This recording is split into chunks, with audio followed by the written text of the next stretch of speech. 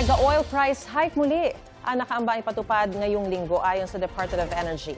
Ang epekto niyan sa mga produkto sa mga supermarket, talakayin natin kasama si Steven Cua, ang presidente ng Philippine Amalgamated Supermarkets Association Incorporated. Magandang umaga po, Sir Steven. Si Maris po ito. Live po tayo sa unang balita. Hello, Maris. Good morning. Una po sa lahat, tataas po ba ang presyo ng mga produkto dahil nga sa malakihang oil price hike ngayong linggo? Ano po ang inaasahan natin? Inaasahan natin talagang tataas ang presyo ng mga bilihin, no? Hindi lang dahil sa oil price hike, no? Tandaan mo, there's a salary, minimum wage hike very soon. And then electric costs, no, are going to go up also, no? And then dollar exchange rate, no? So for the imported raw materials, so for sure, tataas ang presyo ng mga bilihin. Ano-ano po specifically yung mga produkto ang posibleng maapektuhan ng taas presyo at kailan ito posibleng maramdaman? Agad-agad po ba? Yung agad-agad, siyempre, pagtaas ng presyo ng crudo, no, is yung delivery ng mga fresh produce, no? Kasi ramdam ka agad yun. That day na dineliver, mataas na kaagad ang cost of delivery, no?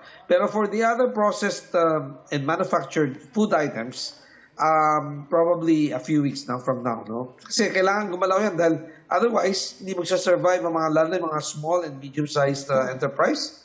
Hindi lang, we're not talking about how to make ends meet, pero, we're talking about survival, no? Survival mode na talaga. And what are these products specifically, sir? Well, depends. It's a management decision, no? Pricing, no? So, for those who feel na kailangan kaagad, otherwise, they have to close shop, no? Tataas na kaagad, no? Ang mga presyo. And we're not talking about manufactured goods lang, no? I mean, even retailers like us, no? Taas din ang aming salaries, no? Aming gaya ng bayaran, no? So, tataas yung kaagad, no? I mean, it's a 9.5% increase, no? Itong impending increase, no? Salary increase.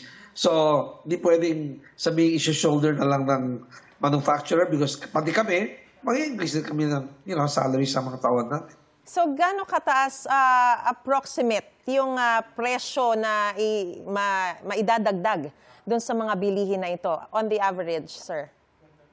I'd say around 7 to maybe even 9.5%. No? Yung iba, we'll add everything in. No? Kasi ang point nila, ano pambayad mo sa mga tawag ko? Remember, sales, hindi logical na sales will increase by 9.5% or 10%. No? Automatically on the day nag-increase ang salaries. No? Kahit na may sweldo ng tao, hindi naman lahat gagastusin sa pagkain or sa tindahan mo. Diba? Ilang piso po to? Ilang piso? Depende sa item, no? So, when you say 10% naman item, kung 10 piso, magiging 11 piso. Ganun. Kung 100 piso, magiging 110. Ganun. Alright. Ayon sa Department of Trade and Industry, kasi wala pang humihiling sa kanila ng price hike sa mga produkto sa gitna nga nitong nakaambang mega oil price hike, no? Kayo po ba ay hihiling sa DTI nito, yung grupo po ninyo? Well, supermarkets will have no need to ask for price increase, no? I mean, unless we continue to operate on a loss and close down eventually, di ba? So we'll have to increase without asking any permission. Okay. So magugulat na lang yung mga tao or aasahan na rin nila. Anyway, ano po yung nakikita ninyong kompromiso para hindi masyadong mabigat sa mga consumer naman sakaling tumaas na nga itong presyo ng mga produkto at hindi rin naman malulugi ang mga manufacturers at supermarkets?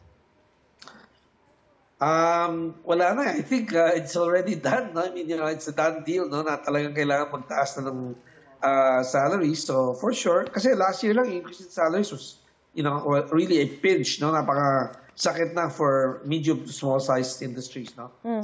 Businesses. Ito pa, dadagdagan mo pa ulit, talagang suntok na, no? Kumbaga, 1-2 punch na yun. So, medyo mabigat, no? And then January, another, maliit lang, 3% increase, no? Pero yun na nga, this one is really big, so it's the biggest, and I'm afraid it will lead to the closing of the smaller, enterprises or businesses, not just supermarkets. Alright, wag naman sana, pero mas maghigpit pa ng mga sinturon ng ating mga kababayan.